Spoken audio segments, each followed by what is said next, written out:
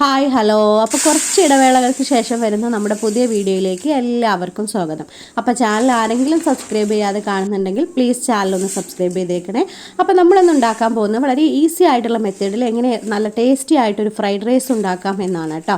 അപ്പോൾ റൈസ് മാത്രം ഉണ്ടാക്കുന്നതാണ് വളരെ ഈസി ആയിട്ട്. അപ്പോൾ അതിന് വേണ്ടി ഇവിടെ സെല്ല റൈസാണ് എടുത്തിരിക്കുന്നത്. അതൊരു 3 കപ്പോളം എടുത്തിട്ടുണ്ട്. എന്നിട്ടൊരു 30 മിനിറ്റ് ഒന്ന് നല്ല പോലെ ഒന്ന് കുതിർക്കാൻ വേണ്ടി വെക്കണം കേട്ടോ. അപ്പോൾ ആ സമയം കൊണ്ട് തന്നെ നമുക്ക് അരി ഒന്ന് തിളപ്പിച്ച് വാർത്തെടുക്കാനുള്ള വെള്ളം കൂടെ ഒന്ന് വെച്ച് കൊടുത്തിട്ടുണ്ട് കേട്ടോ.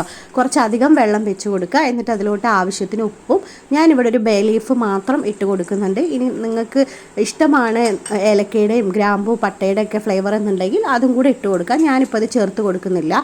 എന്നിട്ട് ഒരു ടേബിൾ സ്പൂണും സൺഫ്ലവർ ഓയിലും കൂടെ ഒഴിച്ച് കൊടുത്തിട്ടുണ്ട് കേട്ടോ. അരി ഒന്ന് ഒട്ടിപ്പിടിക്കാതിരിക്കാൻ വേണ്ടിയിട്ടാണ് അങ്ങനെ ചെയ്യുന്നത്.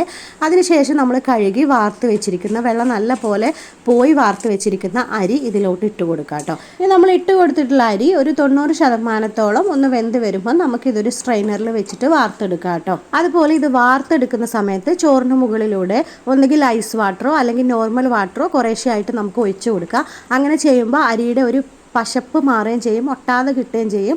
അതുപോലെ തന്നെ ഓരോ ചോറും സെപ്പറേറ്റ് ആയിട്ട് വേറെ വേറെ കിടക്കുകയും ചെയ്യും കേട്ടോ. അപ്പോൾ ഫ്രൈഡ് റൈസ് ഉണ്ടാക്കുന്ന സമയത്ത് നമ്മുടെ ഈ അരി തലേ ദിവസം തന്നെ വേവിച്ച് ഫ്രിഡ്ജിൽ വെക്കുകയാണെങ്കിൽ ഏറ്റവും നല്ലതായിരിക്കും. ഇത് നമ്മളിപ്പോൾ ഇവിടെ ഇതിലോട്ട് ഒരു ഉരുളി വെച്ച് കൊടുത്തിട്ടുണ്ട്. ഈ ഒരു ഉരുളിലോട്ട് 2 ടേബിൾ സ്പൂൺ സൺഫ്ലവർ ഓയിലും ഒരു ചെറിയ പീസ് ബട്ടറും കൂടെ ഇട്ട് കൊടുത്തിരുന്നു കേട്ടോ.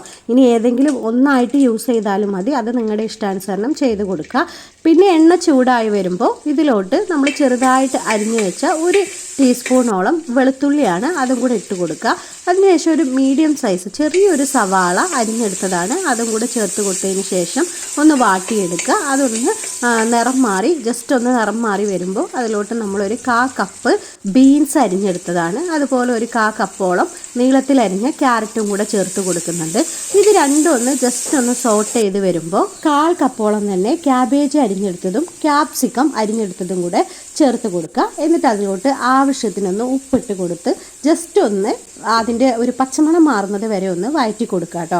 അത് വഴറ്റി കൊടുത്തതിന് ശേഷം നമുക്കിതിലോട്ട് 2 മുട്ട പൊട്ടിച്ചൊഴിച്ച് കൊടുക്കണം.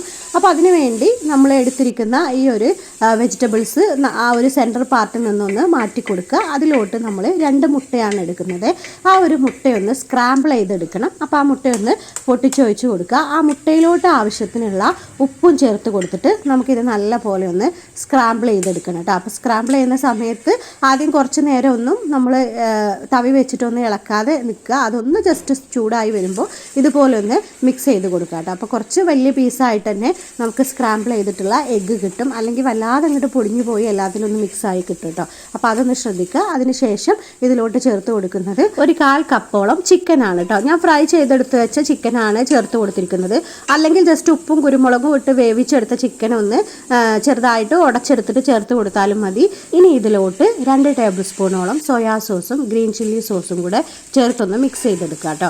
അതൊന്ന് ചൂടായി വരുമ്പോൾ നമ്മൾ വാർത്ത് വെച്ചിരിക്കുന്ന ചോറെടുത്ത് ഇതിലോട്ട് ഇട്ട് കൊടുത്തിട്ട് ഒന്ന് പൊടിയാതെ ഒന്ന് മിക്സ് ചെയ്തെടുക്കണേ. അത് നല്ല പോലെ മിക്സ് ചെയ്തെടുത്തതിന് ശേഷം അതിലോട്ട് നമുക്ക് ഒന്നുകിൽ ക്രഷ്ഡ് പെപ്പർ ഇട്ട് കൊടുക്കാം, അല്ലെങ്കിൽ പൊടിച്ചെടുത്തിട്ടുള്ള പെപ്പർ വേണമെങ്കിൽ ചേർത്ത് കൊടുക്കാം. ഞാനിവിടെ ഇട്ട് കൊടുക്കുന്നത് പൊടിച്ചെടുത്തിട്ടുള്ള പെപ്പറാണ്. അതും കൂടെ ഇട്ട് കൊടുത്തിട്ട് നല്ല പോലെ ഒന്ന് ബ്ലാക്ക് പെപ്പറാണ് ചേർത്ത് കൊടുക്കുന്നത്. ഏറ്റവും നല്ലത് വൈറ്റ് പെപ്പറാണ് കേട്ടോ. അപ്പോൾ വൈറ്റ് പെപ്പർ കയ്യിലുണ്ടെങ്കിൽ അത് ചേർത്ത് കൊടുക്കാം. ഞാൻ കയ്യിലില്ല, അതുകൊണ്ടാണ് ഇത് ചേർത്ത് കൊടുത്തത്. ഇതിന് നല്ല പോലെ ഒന്ന് മിക്സ് ചെയ്ത് വെച്ചാൽ നമ്മുടെ ടേസ്റ്റി ആയിട്ടുള്ള ഫ്രൈഡ് റൈസ് ഇവിടെ റെഡി ആയിട്ടുണ്ട് കേട്ടോ. വളരെ പെട്ടെന്ന് തന്നെ നമുക്ക് ഉണ്ടാക്കിയെടുക്കാം.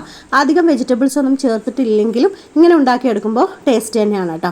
അപ്പോൾ ഇതുപോലെ ആരും ട്രൈ ചെയ്തിട്ടില്ലെങ്കിൽ ഒന്ന് ട്രൈ ചെയ്ത് നോക്കണേ, ഒരു പ്രാവശ്യമെങ്കിലും. നല്ല സൂപ്പർ ടേസ്റ്റാണ്. അപ്പോൾ ഇന്നത്തെ നമ്മുടെ റെസിപ്പി ഇഷ്ടമായിട്ടുണ്ടെങ്കിൽ വീഡിയോ ലൈക്കും കമൻറ്റും ഷെയറൊക്കെ ഒന്ന് ചെയ്തേക്കണേ. വീഡിയോ ഒന്ന് ഹൈപ്പ് ചെയ്യാനും ശ്രമിക്കണം കേട്ടോ. അപ്പോൾ ചാനൽ ആരെങ്കിലും സബ്സ്ക്രൈബ് ചെയ്യാതെ കാണുന്നുണ്ടെങ്കിൽ പ്ലീസ് ചാനൽ ഒന്ന് സബ്സ്ക്രൈബ് ചെയ്തേക്കണേ. അപ്പോൾ അടുത്ത വീഡിയോയിൽ കാണാം. Okay, thank you.